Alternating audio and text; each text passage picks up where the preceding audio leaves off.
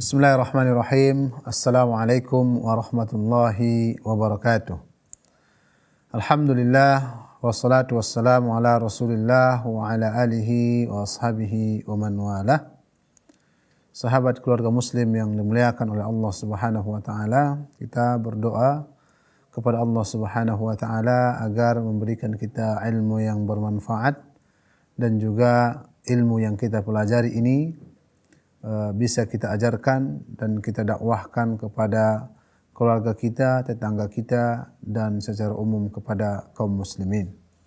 Baiklah pemirsa Salam TV yang dimuliakan oleh Allah Subhanahu wa taala, kita kembali membahas masih dari kitab Usul Iman karya Syekh Muhammad bin Abdul Wahhab At-Tamimi.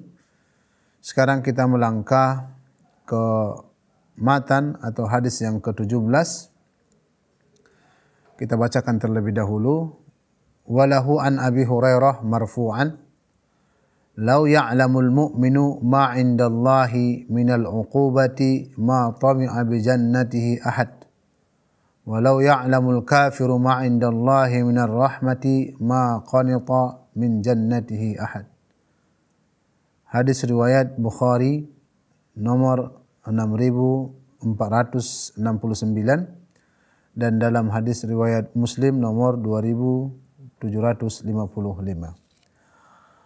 Artinya dari sahabat yang mulia Abu Hurairah radhiyallahu anhu, semoga Allah Subhanahu wa taala meridhoinya, kalau seandainya seorang mukmin mengetahui siksaan yang Allah berikan nanti, atau dia mengetahui bagaimana siksaan atau hukuman Allah, ma tami'a bi jannatihi ahad, niscaya tidak ada seorang pun yang merasa bisa memasuki surga. Dan kalau seandainya orang kafir mengetahui besarnya rahmat Allah Subhanahu wa taala, maka niscaya tidak ada seorang pun yang merasa putus asa untuk masuk surga Allah Subhanahu wa taala. Kaum muslimin yang dimuliakan oleh Allah Subhanahu wa taala, ini hadis yang singkat menjelaskan kepada kita agar betul-betul merasa takut dan juga berharap kepada Allah Subhanahu wa taala. Karena dalam hadis ini mengajarkan kita antara ar-raja wal khauf, berharap dan juga takut. Ya, berharap dari rahmat Allah Subhanahu wa taala dan juga takut terhadap siksaan dan juga hukuman Allah Subhanahu wa taala. Dan jelas ya disebutkan dalam hadis ini, kalau seandainya kita mengetahui, ya, mengenal bagaimana siksaan Allah, tentunya siksaan Allah sangat pedih. Sebagaimana Allah Subhanahu wa taala ya sebutkan dalam surah Ghafir, secara khusus dalam ayat yang ketiga Allah mengatakan Ghafiriz dzambi, Allah Maha Pengampun atas dosa. Berarti ini rahmat Allah Subhanahu wa taala. Wa qabilit taubi, dan juga menerima taubat, dan ini juga rahmat Allah Subhanahu wa ta'ala. Syadidil iqab dit-taul, yaitu Allah memiliki azab atau siksaan yang pedih. Dit-taul artinya adalah memiliki nikmat dan juga kebaikan Allah berikan kepada hamba-hambanya. Jadi dalam ayat ini juga jelas ya disebutkan ada sifat-sifat Allah Subhanahu wa taala, Ghafir yaitu pengampun, kemudian qabilit taub, menerima taubat, dan juga syadidul iqab. Jadi ketika kita mengetahui bagaimana azab dan siksaan Allah Subhanahu wa taala, maka kita akan merasa tidak akan ada yang bisa memasuki surga Allah Subhanahu wa taala karena siksaannya sangat pedih. Dengan begini kita tidak tertipu dengan kebaikan-kebaikan atau amal ibadah yang kita lakukan. Oh, salatku banyak, puasaku banyak, zakatku banyak, sedekahku banyak, infakku banyak, wakafku banyak. Jadi kita tidak tertipu. Seolah-olah kalau kita mengetahui azab Allah ini pedihnya, kita tidak tertipu dengan amal ibadah kita. Oh, saya sudah masuk surga. Makanya Rasulullah mengatakan, niscaya tidak ada seorang pun yang merasa bisa masuk surga. Karena memang azab Allah itu sangat pedih. Bayangkan siksaan atau hukuman teringan bagi penduduk neraka adalah bagi paman Nabi Muhammad SAW, Abu Talib. Yaitu hanya memakai sandal. Ketika dia pakai sandal itu, maka kepalanya ini, otaknya ini mendidih. Bayangkan.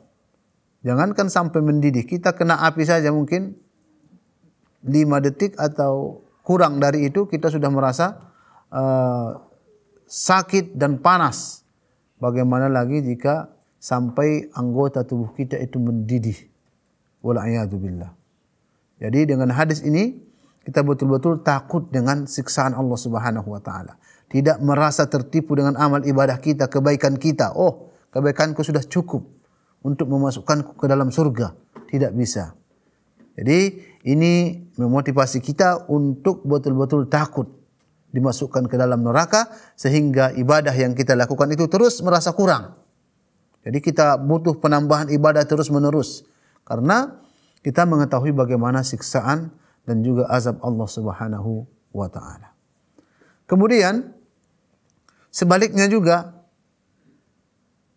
orang-orang non-muslim atau orang-orang yang melakukan dosa maksiat itu, jika mereka mengetahui bagaimana luasnya rahmat Allah Subhanahu wa taala, ampunan Allah Subhanahu wa taala, maka niscaya tidak ada seorang pun yang merasa putus asa untuk dimasukkan ke surga Allah Subhanahu wa taala. Jadi dosa apapun yang Anda lakukan, jangankan dosa kecil, dosa yang paling besar pun Allah ampunkan kalau kita mau bertaubat kepada Allah Subhanahu wa taala. Apa itu dosa yang paling besar? Adalah menyekutukan atau mensyirikkan Allah Subhanahu wa taala. Baik dalam hal ibadah ataupun dalam rububiyahnya ataupun dalam asma dan juga sifat-sifat Allah Subhanahu wa taala. Jika Anda hanya melakukan dosa kecil, jangan ragu, jangan putus asa, jangan takut untuk datang kepada Allah Subhanahu wa taala. Karena dosa yang paling besar pun, jika pelakunya betul-betul bertaubat, menyesal, memiliki tekad yang kuat dan tidak akan kembali lagi melakukan dosa tersebut, maka Allah Subhanahu wa taala akan mengampuni dosanya. Kaum muslimin yang dimuliakan oleh Allah Subhanahu wa taala. Ini hadis yang sangat agung ya, mengajarkan kita agar betul-betul dalam kehidupan kita sehari-hari antara dua ini, takut dari azab Allah Subhanahu wa taala dan berharap mendapat rahmat dan juga ampunan Allah Subhanahu wa taala. Jika kita beribadah diiringi dengan yang dua ini, ya, insyaallah ibadah kita akan semakin sempurna, terutama jika didasari lagi dengan tambahan rukun yang pertamanya, yaitu al-mahabbah. Makanya para ulama mengatakan rukun ibadah qalbiyah itu ada 3. Yang pertama adalah mahabbah, mencintai Allah Subhanahu wa taala. Jadi kita melakukan ibadah itu, baik solat, puasa, zakat, haji, atau infak, dan juga ibadah-ibadah yang lain, memang kita harus yang pertama adalah melakukan itu karena bentuk rasa cinta kita kepada Allah Subhanahu wa taala. Dan tidak cukup itu saja, harus kita berharap pahala, roja. Itu berharap pahala dari Allah Subhanahu wa taala. Dan juga kita takut dari siksaan Allah Subhanahu wa taala. Karena perlu kita ketahui, wahai kaum muslimin, jangankan orang yang melakukan keburukan, melakukan kebaikan pun bisa celaka. Jika memang kebaikan itu tidak dilakukan dengan ikhlas dan tidak memenuhi mahabbah, tidak rasa cinta kepada Allah dan tidak takut dan tidak berharap, bahkan dia solat itu lalai. Seperti Allah katakan, fawailun lil musallin. Celakalah orang yang solat. Solat saja dia celaka, apalagi tidak solat. Jadi kaum muslimin sungguh berbahaya ya, orang-orang yang tidak solat seperti itu. Allah katakan fawailun lil musallin. Celakalah bagi orang yang solat. Bagaimana? Yang solatnya apa? Sahun. Dia lalai. Kemudian juga yura'un. Dan juga ada unsur riya ketika dia melakukan solat tadi. Dia solat untuk mengharap pujian dari orang lain. Dan dia juga solat menghayal ketika solat, lalai. Dia solat yang dia pikirkan bagaimana biar uang banyak atau sebagainya ya. Jadi ini harus kita hindari dalam solat kita. Jadi kaum muslimin yang dimuliakan oleh Allah Subhanahu wa taala, ini hadis yang kita bahas ini ada beberapa poin atau pelajaran yang bisa kita ambil. Yang pertama adalah hadis ini memotivasi kita agar takut terhadap azab Allah Subhanahu wa taala. Dalam kehidupan kita sehari-hari, ketika kita mau melakukan sebuah dosa, kita ingat azab Allah Subhanahu wa taala sangatlah pedih. Jadi kita tidak berani melakukan dosa tersebut. Kemudian pelajaran yang selanjutnya yaitu berharap mendapatkan rahmat Allah Subhanahu wa taala dan ampunannya. Jadi terkhusus bagi orang-orang yang sudah melampaui batas, melakukan keburukan, maksiat, dosa besar, jangan takut bahwasanya Allah Subhanahu wa taala memiliki pintu rahmat yang sangat luas. Datanglah kepada Allah Subhanahu wa taala dengan jujur, mengakui dosa Anda, ya, bertaubat, niscaya Allah Subhanahu wa taala mengampuninya. Bahkan banyak sekali kisah yang disebutkan oleh Nabi Muhammad sallallahu alaihi wasallam tentang bagaimana besarnya ampunan Allah Subhanahu wa taala. Baiklah pemirsa Salam TV yang dimuliakan oleh Allah Subhanahu wa taala, kita lanjutkan setelah jeda berikut ini.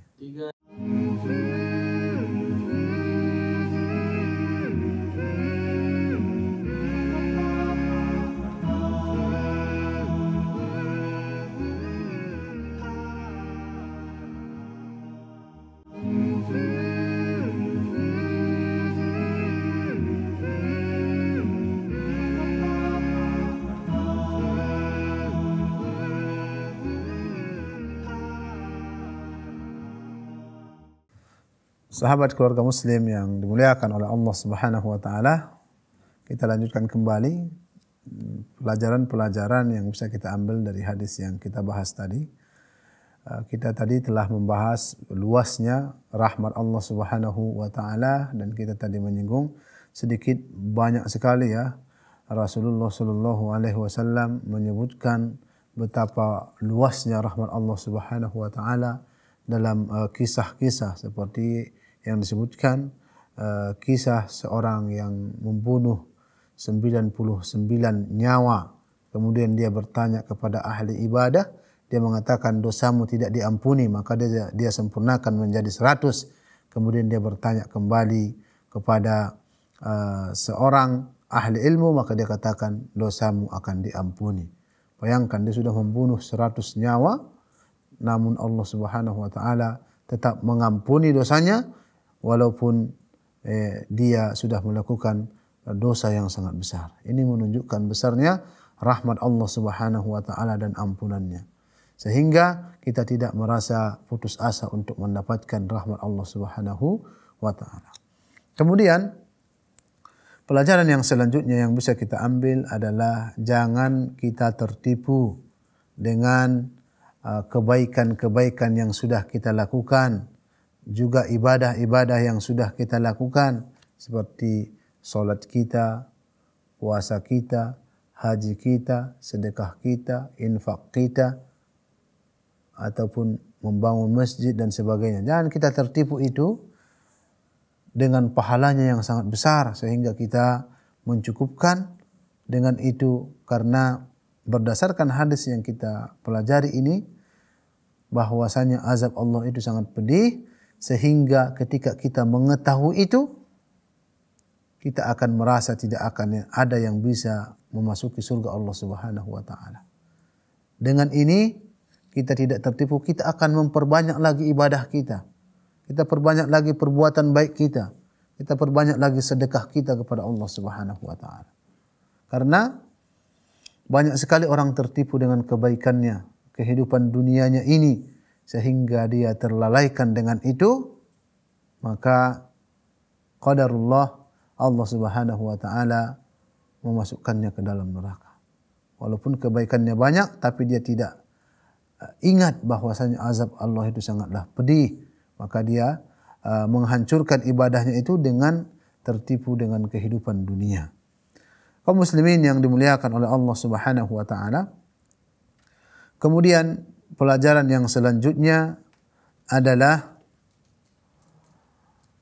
menetapkan sifat rahmat dan juga sifat azab bagi Allah Subhanahu wa taala. Jadi kita harus menetapkan bahwasanya Allah memiliki sifat rahmah, rasa kasih sayang, dan juga Allah memiliki sifat yaitu memiliki azab yang sangat pedih. Sehingga dengan kita mengetahui ini, kita mengenal Allah Subhanahu wa taala. Karena memang pembahasan kita ini masih dalam bab mengenal Allah Subhanahu wa taala. Allah memiliki rahmat yang luas dan juga Allah memiliki azab yang sangat pedih. Kemudian pelajaran yang bisa kita ambil adalah dalam hadis ini Rasulullah menyebutkan kalau seandainya orang kafir. Kenapa Rasulullah menyebutkan orang kafir mengetahui rahmat Allah? Mereka mau masuk Islam, maka Allah akan terima. Allah hapuskan dosanya yang telah lalu. Jadi perbuatan-perbuatan keburukan yang dilakukan sebelum bertaubat itu, maka terhapus dosanya dalam Islam. Ya, at-taubah yajub. Taubah itu menghapuskan, menutupi dosa-dosa yang telah lalu. Jadi ini adalah akidah Ahlus Sunnah wal Jamaah meyakini bahwasanya pelaku dosa besar, ya, jika dia bertaubat Allah ampuni dan bahkan Allah hapuskan semua dosa-dosanya tersebut, kecuali memang yang bersangkut paut dengan manusia harus dia minta kehalalan. Dia minta kehalalan kepada manusia tadi. Bayangkan di sini Rasulullah menyebutkan orang kafir yang sudah jelas menyekutukan Allah, tapi dia bertaubat, maka Allah terima taubatnya dan dosa-dosa yang lalu juga akan dihapuskan. Ini indahnya bertaubat kepada Allah Subhanahu wa taala. Bahkan keburukan-keburukan yang dia lakukan itu bisa Allah gantikan sebagai kebaikan. Keburukan itu Allah gantikan menjadi kebaikan. Kaum muslimin yang dimuliakan oleh Allah Subhanahu wa taala, kita tidak akan merugi, ya, berjual beli dengan Allah Subhanahu wa taala. Kita melakukan taubat kebaikan itu, bahkan keburukan ketika kita bertaubat Allah gantikan dengan kebaikan.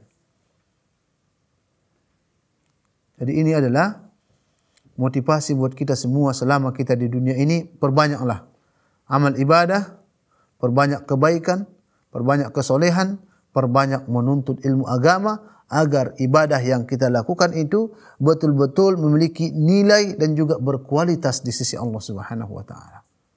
Karena ibadah itu memang selain kita beribadah yang bagus, kita juga harus memiliki ibadah yang berkualitas. Bagaimana itu? Kita harus memperdalam, meninggikan ilmu agama kita. Kita update ilmu pengetahuan kita terus-menerus seperti itu. Sehingga ibadah kita itu menjadi ibadah yang berkualitas di sisi Allah Subhanahu wa taala. Kemudian pelajaran yang selanjutnya adalah orang yang berputus asa itu bukanlah sifatnya seorang muslim yang hakiki. Ya, kita muslim yang hakiki tidak dibolehkan berputus asa untuk mendapat rahmat Allah Subhanahu wa taala. Namun Jangan juga kita bermudah-mudahan melakukan dosa dulu umpamanya. Dia lakukan dosa dulu, maksiat semaunya. Kan Allah Maha Pengampun seperti itu. Tidak juga seperti itu. Jadi kita tidak berputus asa. Ketika kita lalai sebentar, kita langsung kembali kepada Allah Subhanahu wa taala. Jangan kita teruskan kelalaian kita tadi. Jangan kita teruskan maksiat kita tadi. Tapi apa yang kita lakukan? Ketika kita lalai, kita langsung kembali kepada Allah Subhanahu wa taala. Makanya kita perbanyak istighfar, minta ampun kepada Allah Subhanahu wa taala. Karena istighfar itu bukan hanya minta ampun atas dosa kita saja, namun minta ampun atas ibadah yang kurang sempurna kita lakukan, atau ibadah yang kita melakukan itu lalai, atau ada hal-hal yang kurang, maka kita istighfar minta ampun atas kelalaian kita tadi. Dan juga minta ampun atas dosa yang kita lakukan, atas maksiat yang kita lakukan, seperti itu. Kaum muslimin yang dimuliakan oleh Allah Subhanahu wa taala. Kemudian kita akan lanjut ke hadis yang selanjutnya, dan ini masih ada hubungan dengan hadis ini, masih tentang rahmat Allah Subhanahu wa taala juga, yaitu tentang surga dan neraka. Hadis ini diriwayatkan Al-Imam Bukhari dari sahabat yang mulia Abdullah ibnu Mas'ud radhiyallahu anhu, semoga Allah Subhanahu wa taala meridhoinya. Qala Rasulullah sallallahu alaihi wasallam, Rasulullah sallallahu alaihi wasallam bersabda, "Al-jannatu aqrabu ila ahadikum min syiraki na'lihi wan naru mithlu dzalik." Artinya surga itu lebih dekat, ya, kepada kalian daripada tali sandalnya. Dan begitu juga dengan neraka, kata Rasulullah sallallahu alaihi wasallam. Hadis ini riwayat Imam Bukhari nomor 6477, dan hadis ini adalah hadis sahih. Jadi dalam hadis ini Rasulullah mengajarkan kepada kita bahwasanya surga itu dekat. Ya. Dan hadis ini mengajarkan kepada kita tentang pokok keimanan kita, yaitu beriman dengan hari akhir. Dan di antara beriman dengan hari kiamat itu, kita percaya adanya surga dan adanya neraka. Jadi siapa yang tidak percaya adanya surga dan adanya neraka, berarti keimanannya terhadap hari akhir itu butuh dipertanyakan. Karena rukun iman itu 6, salah satunya adalah beriman kepada hari akhir. Makanya muallif di sini mengatakan, alladhi huwa ahadu arkanil iman as-sittah imanun bil jannati wan nar. Jadi beriman kepada hari akhir itu merupakan salah satu dari rukun iman yang 6, yaitu termasuk juga beriman kepada surga dan neraka. Jadi siapa yang tidak beriman dengan surga dan neraka ini, maka gagallah atau rusaklah rukun imannya. Kemudian muallif mengatakan, fal mu'min ma baina khaufin wa raja ya'malul a'mal al-katsirah minal khair. Jadi ini seperti yang kita katakan. Jadi seorang mukmin itu seharusnya antara takut dan berharap kepada Allah Subhanahu wa taala, kemudian dia melakukan amal ibadah yang banyak, ya, amal ibadah yang baik yang banyak. Wa ya'mal a'malan minas su', ya. Dan ada juga orang yang melakukan perbuatan-perbuatan buruk, fa idza huwa ghallaba janibar raja ra'a al-khair fihi taghiyan. Ini dia mengatakan, jika ada orang yang lebih besar pengharapannya dibanding takutnya, maka bisa saja dia melakukan banyak keburukan dan dosa, ya, melakukan keburukan dan dosa seperti itu. Namun yang perlu kita garis bawahi di sini, rasa takut kita dan rasa berharap kita itu harus bersamaan. Jangan lebih satu sama lain. Sehingga kalau rojaknya lebih besar, dia akan mudah-mudah melakukan dosa. Oh, Allah Maha Pengampun. Kalau takutnya juga berlebihan, tidak berharap, dia tidak mau surga Allah, ini juga salah seperti itu. Jadi Rasulullah mengatakan al-jannatu aqrabu ila ahadikum min syiraqi na'li. Jadi surga itu lebih dekat kepada kalian daripada tali sandal. Maksudnya apa? Maksudnya adalah amalan untuk menuju surga itu sangat dekat. Bisa kita melakukan banyak kebaikan dan juga solat dan sebagainya. Begitu juga dengan neraka. Neraka itu sangat mudah sekali orang masuk neraka. Bahkan neraka itu lebih dekat juga dibanding tali sandalnya juga. Berarti dekat. Bayangkan ini permisalan dari Rasulullah Shallallahu Alaihi Wasallam agar kita betul hati-hati.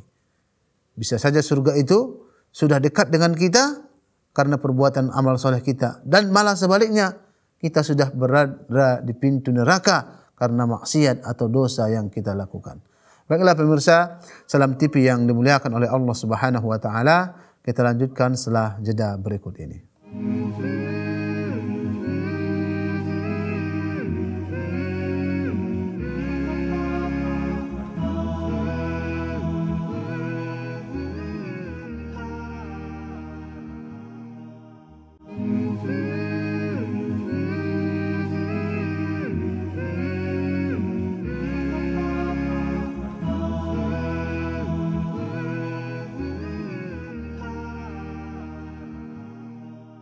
Sahabat keluarga muslim yang dimuliakan oleh Allah Subhanahu wa taala, kita tadi telah membahas hadis yang begitu singkat tentang bagaimana dekatnya surga dan juga dekatnya neraka kepada kita. Rasulullah memberikan kita misal lebih dekat daripada tali sandal kita. Kita ketahui tali sandal itu melekat ya pada kaki kita. Ini menunjukkan memang betul-betul dekat surga dan neraka itu kepada kita. Sehingga kita harus betul-betul waspada dan hati-hati terhadap perbuatan kita, kehidupan kita sehari-hari. Ketika kita melangkah dari rumah kita, apakah ini langkah ke surga atau langkah neraka? Ini harus perlu kita pikirkan. Jika ke surga, lanjutkan. Jika tidak, maka taubatlah, minta ampunlah dan beristighfar kepada Allah Subhanahu wa taala.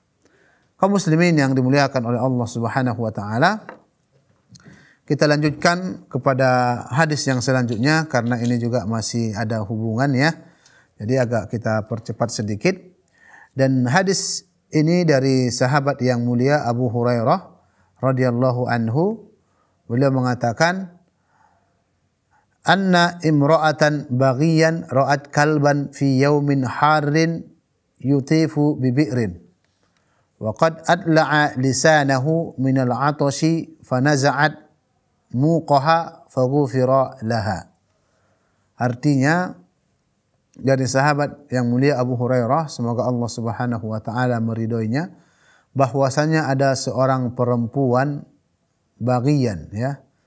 Perempuan bagi, di sini disebutkan adalah pezina ya. Jadi kita ketahui zina itu dosa besar. Ra'at kalban fi yaumin har. Dia melihat seekor kambing pada siang hari yang sangat panas. Yatifu bibi'ir, dan anjing itu dekat dengan sumur ya. Qad adla'a lisanahu, dan dia telah menjulurkan lidahnya. Minal atash, karena disebabkan rasa haus. Fanaza'at muqaha faghufira laha.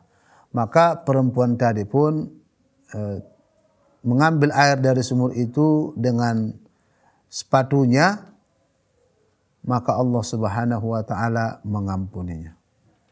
Hadis riwayat Al-Imam Bukhari nomor 3321 dan juga nomor 3467, sedangkan dalam hadis riwayat Muslim nomor 2245. Hadis yang kita bacakan ini juga menunjukkan kepada kita besarnya rahmat Allah Subhanahu wa taala. Rasulullah menyebutkan bahwasanya seorang perempuan pezina, kita ketahui zina adalah dosa besar. Dia berzina, kemudian karena ada rasa kasih sayang di hatinya itu, dengan dia melihat seekor anjing yang sudah kehausan. Saking hausnya dia menjulurkan lidahnya. Menjulurkan lidahnya karena rasa haus. Maka perempuan pezina ini merasa di dalam hatinya ada rasa kasih sayang kepada hewan Allah Subhanahu wa taala. Hewan yang diharamkan dia kasih minum, karena sebab ini Allah Subhanahu wa taala mengampuninya. Bayangkan wahai kaum muslimin, ini memberikan makanan atau minuman kepada hewan yang diharamkan. Dengan sebab ini Allah masukkan perempuan pezina tadi ke dalam surga. Allah ampuni dosanya. Bagaimana lagi jika kita memberikan makanan kepada manusia, penghafal Quran, orang-orang di pesantren yang senantiasa membaca firman Allah Subhanahu wa taala, ayat-ayat Allah, mengkaji agama ini, dan juga untuk program-program kebaikan, ya. Program-program kebaikan seperti dakwah, ta'lim dan sebagainya. Kita berikan uang kita untuk itu, tentunya lebih besar pintunya Allah Subhanahu wa taala akan mengampuni kita dan juga memasukkan kita ke dalam surga Allah Subhanahu wa taala. Karena dalam hadis ini terkumpul bagi seorang perempuan ini sebuah perbuatan yang sangat Allah murkai, yaitu zina. Tapi karena rasa kasih sayangnya kepada makhluk Allah, ciptaan Allah, maka Allah ampuni dia. Bagaimana lagi kalau rasa cinta kita ini, rasa kasih sayang kita ini, kita berikan kepada makhluk Allah yang lebih baik. Manusia kita katakan. Atau kepada hewan yang lebih halal lagi. Ini hewannya anjing. Yang jelas-jelas dalam syariat kita katakan dia adalah hewan yang diharamkan. Maka semakin baik posisi seseorang itu atau makhluk itu di sisi Allah Subhanahu wa taala, kita berbuat baik kepadanya, maka akan semakin terbuka pintu ampunan Allah Subhanahu wa taala. Maka dalam beribadah pun sebetulnya kita kaum muslimin sangat dianjurkan untuk cerdik, cermat beribadah. Umpamanya, kalau kita dipilihkan untuk bersedekah kepada dua pilihan umpamanya. Pertama, kepada tetangga muslim, keluarga kita, dengan tetangga yang non-muslim dan bukan keluarga. Maka lebih baik kita bersedekah kepada tetangga kita, muslim juga, keluarga kita juga. Apalagi bertambah lagi kebaikan. Dia hafal Quran, dia rajin ibadah, ya, dia memiliki sebuah program dakwah yang butuh bantuan. Ini kan semakin besar pahala dan juga pintu yang terbuka untuk kita. Jadi kaum muslimin yang dimuliakan oleh Allah Subhanahu wa taala. Kemudian disebutkan fi yaumin har, dan ini juga hari atau siang yang sangat terik. Jadi semakin butuh makhluk Allah terhadap bantuan kita dan juga semakin sakit mereka dan mengalami kesulitan dan juga semakin sulit mereka kita bantu, maka akan semakin terbuka juga pintu rahmat Allah Subhanahu wa taala. Akan beda ketika seorang memberikan minum kepada anjing yang bukan haus dan bukan juga pada terik matahari yang sangat panas. Akan beda pahalanya ketika kita memberikan minum kepada anjing yang sudah sangat kehausan ditambah lagi kesulitan panas seperti itu. Sama halnya kita memberikan sedekah kepada orang yang sebetulnya dia belum butuh kali, dibanding dengan orang yang sangat butuh sekali, seperti itu. Maka nilai pahalanya juga akan berbeda di sisi Allah Subhanahu wa taala. Kemudian fanaza'at muqaha faghufira laha. Di sini dia menggunakan sandalnya atau sepatunya lah kita katakan untuk memberikan minuman kepada anjing tadi. Makanya di sini ada sebagian para ulama yang mengatakan seperti Al-Imam Al-Bukhari mengatakan bahwasanya anjing itu bukanlah najis seperti itu, bukanlah najis karena ini jelas di sini dia berikan minum dengan sandalnya. Jadi dalam